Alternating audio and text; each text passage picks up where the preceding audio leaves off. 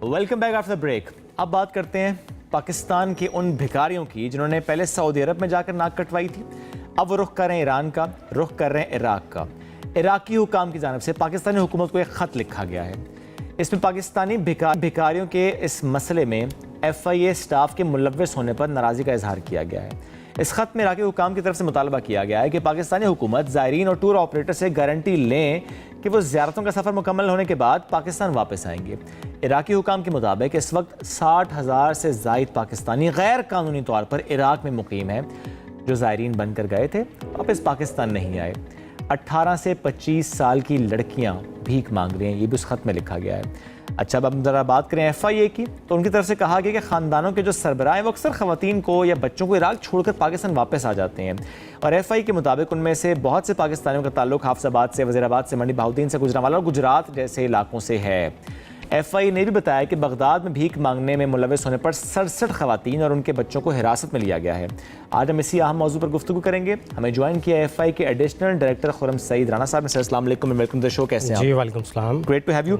इसके साथ ज्वाइन कर रहे हैं बैरिस्टर अरशद साहब, और उनसे भी हम इस मौजू पर गुफ्तगू करेंगे। सर बहुत शुक्रिया, आपने भी वक्त दिया। सर मैं ज़रूर आपसे कमेंट लूँगा पहले कि जो सऊदी अरब में हमने मामला देखा, बाद में हमने ईरान और इराक में भी यही मामला देखा कि ऐसे केसेस जो है वो रिपोर्ट होना शुरू हुए, और ज़ाहिर है पाकिस्तान की साख इससे मुतासर होती है। लेकिन जो केसेस जिनकी हम बात कर रहे हैं, ये जो ज़ायरीन से हवाले से है, ये ओवरऑल पाकिस्तान से ज़ायरीन जो जाते हैं इराक में, उनके लिए कितनी बड़ी मुश्किल खड़ी कर सकते हैं ये वाक़यात? जी बिल्कुल, इसमें साख तो ऑब्वियसली मुतासर होती है पाकिस्तान की, और जो एक महदूद अंदाज़ा उसमें तकरीबन 90,000 लोग हैं जो इस वक्त वहाँ पे मौजूद हैं। उसमें सबसे ज़्यादा तादाद उन लड़कियों की है जिनकी उम्र 15 साल से 25 साल के दरमियान है। उनमें किसी के साथ कुछ बच्ची हैं जिनके साथ बच्चे भी हैं। तो ये सारी सिचुएशन में अरेस्ट भी हुई हैं अभी रिसेंटली इराक में लोगों की जो इसमें गदागरी में मुलव्वस थे, जो भिखारियों जो गदागरी वहाँ पे कर रहे थे, बैगर्स थे। तो ये सारी सूरत हाल पाकिस्तान के लिए संगीन है क्योंकि पाकिस्तान की साख को इससे ख़तरा है। इससे पहले जिस तरह आपने कहा सऊदीया, उसके अलावा कुछ और मुल्क भी थे, ममालिक भी थे जिन्होंने रिपोर्ट किया था, जिसमें UAE था। उन्होंने तो स्पेसिफिकली पाकिस्तान के लिए अब ये कर दिया कि आप अपनी बैंक स्टेटमेंट्स दें जब आप वीज़ा अप्लाई करते हैं। आपको वो सहूलतें मौजूद नहीं है जो बाकी लोगों को मौजूद है। वो देखना चाहेंगे कि आपके बैंक अकाउंट में उतने पैसे मौजूद हैं कि आप विज़िट करना चाहते हैं। इसके अलावा टर्की ने इस इशू को रेज़ किया था, ओमान ने किया था कि पाकिस्तानी जाके वहाँ पे भीख मांगते हैं, गदागर हैं वहाँ पे। तो ये सारी सूरत हाल जो है ये एक तशवीशनाक सूरत हाल है पाकिस्तान के लिए, क्योंकि पाकिस्तान का इस खित्ते में एक मुकाम है। पाकिस्तान से बहुत सारे लोग, पढ़े लिखे लोग या मेहनती लोग वहाँ पे जाते हैं। तो मेरा ख्याल है कि इस हवाले से पाकिस्तान हुकूमत को भी जाहिर सी बात है इस तरह के जो वाक़यात है वो पाकिस्तान का इमेज ऑब्वियसली इंटरनेशनल लेवल पे मुतासिर भी कर रहे होते हैं। और खुर्रम साहब एट द सेम टाइम अगर ये चीज़ देखी जाए कि फिर वीज़ा लेने में तो मुश्किलात होती हैं, जैसे ज़ायरीन की बात की जाए या फिर बाकी ममालिक की जहाँ पर बात की जा रही है, तो वीज़े में मुश्किलात है। ये स्टैट्स हमने भी कुछ शेयर किया आपके साथ, ख़त का हवाला भी हमने दिया। आप इस सारी सिचुएशन को किस तरह एनालाइज करते हैं? जी देखें, सबसे पहले तो मेरी गुजारिश ये होगी कि किसी भी मसले को टैकल करने के लिए ज़रूरी होता है कि उस मसले की रूट कॉज को देखा जाए और ये देखा जाए कि बेसिकली वो मोडस ऑपरेंडाई क्या है कि जिसको वो अडॉप्ट करके ये चीज़ कर रहे हैं। अब ये क्योंकि हम ह्यूमन स्मगलिंग और ह्यूमन ट्रैफिकिंग पाकिस्तान वो भी फेस कर रहा था, नौ पैरेलली अब एक ये नया सिनारियो जो है वो पॉप अप हो गया। तो इसके देखने के लिए ज़रूरी है कि वीज़ाज़ की डिफरेंट कैटेगरीज़ होती हैं, उसमें कुछ वर्क वीज़ाज़ हैं, कुछ बिज़नेस इमिग्रेशन है। तो ये स्पेसिफ़िकली जो हमारे विज़िट वीज़ाज़ हैं जो कि उम्रा के लिए या ज़ियारत के लिए कंसर्न एम्बेसीज इशू करती हैं। अब इसमें FIA की हद तक मैं आपको ये बताता चलूँ कि हमारा काम एनफोर्समेंट है। पासपोर्ट इशू करना, directorate general of immigration and passport वो अथॉरिटी है जो किसी भी पाकिस्तानी को पासपोर्ट इशू करती है। उसके बाद जो उस कंट्री की कंसर्न एम्बेसी जिसने वीज़ा इशू करना होता है, वो अपने तमाम पैरामीटर्स, तमाम प्री रेक्विजिट्स वो पूरा करने के बाद विज़िट वीज़ा इशू करते हैं। यानी कि मैं ये कह सकता हूँ कि एयरपोर्ट पे FIA की प्रोफाइलिंग से पहले कंसर्न एम्बेसी उनकी प्रोफाइलिंग कर चुकी होती है, तभी उसका विज़िट वीज़ा इशू होता है। उसकी सेकंड प्रोफाइलिंग फिर एयरपोर्ट पे हम करते हैं। ये हमारा एक इंटेग्रल पार्ट है, अदर देन हमारी जो लीगल मैंडेट है।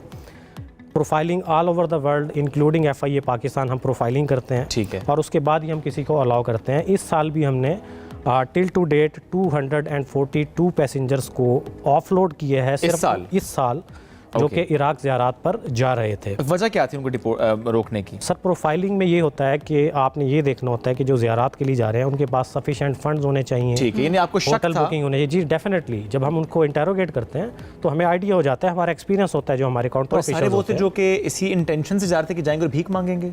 नहीं देखें, नहीं। वो एयरपोर्ट पे तो कभी भी डिस्क्लोज नहीं जेनेरिक करते। जो है वो आप लोग वो देख रहे हो। डेफिनेटली वो ज़ियारात के लिए जा रहे होते हैं। बट अब जो हमारे पास स्टैट्स आना शुरू हुए हैं, इसमें जो हमें चीज़ एक एनालिसिस के बाद समझ आई है कि इसमें मोस्टली पीपल जो हैं वो साउथ पंजाब के हैं, सेंट्रल पंजाब के हैं और इंटीरियर सिंध के हैं।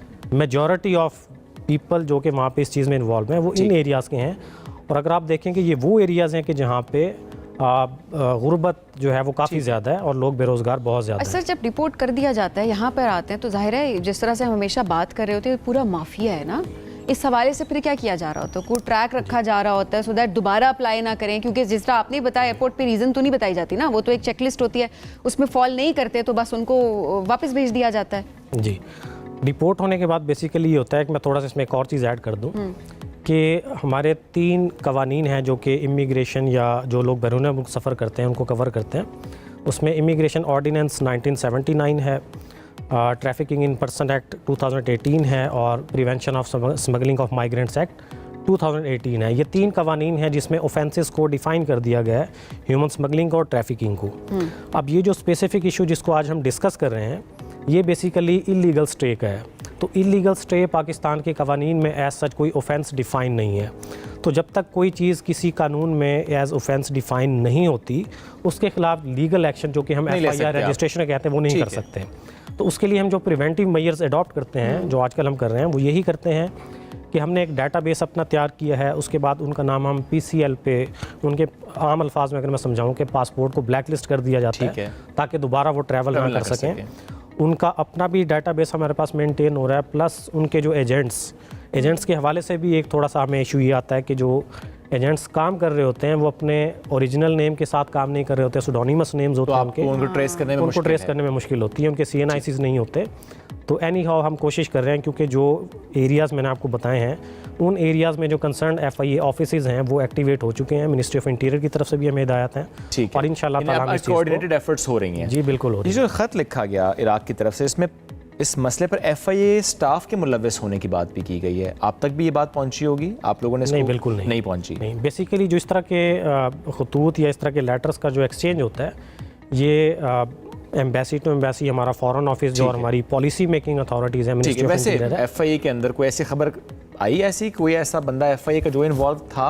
नहीं, बिल्कुल नहीं, ऐसा कुछ नहीं था। ऐसा पॉसिबल नहीं है। ऐसा पॉसिबल ही नहीं है। पॉसिबल इसलिए नहीं है कि देखें, विजिट वीज़ा पे FIA के डोमेन में सिर्फ ट्रैवल डॉक्यूमेंट्स को चेक करना है। ठीक है, जेन्युइन पासपोर्ट है, जेन्युइन विजिट वीज़ा है। ना पासपोर्ट हमने इशू किया है, ना वीज़ा हमने इशू किया है, तो मेरा नहीं ख्याल कि उसमें किसी किस्म की इन्वॉल्वमेंट हो सकती है। ऑलराइट, ये जो आपने इलाकों का जिक्र किया, यहाँ पे आपने कहा कि FIA ऑफिस अब मिनिस्ट्री की हिदायत के एक्टिवेट हो गए हैं, कोई रिपोर्ट्स मुरतब करना शुरू की उन्होंने? क्योंकि जिस तरह आपने कहा एजेंट्स जिनका ID कार्ड भी जाली होता है, डिटेल्स आपके पास नहीं होता, आप कुछ कर नहीं सकते, बट समहाउ कि शिकायत ऐसी मौसूल हुई या कोई लिंक ऐसा निकला कि अब काम शुरू हुआ इस नेटवर्क को पकड़ने का?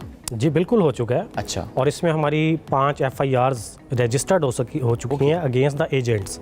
एक फैसलाबाद में और 4 मुल्तान में।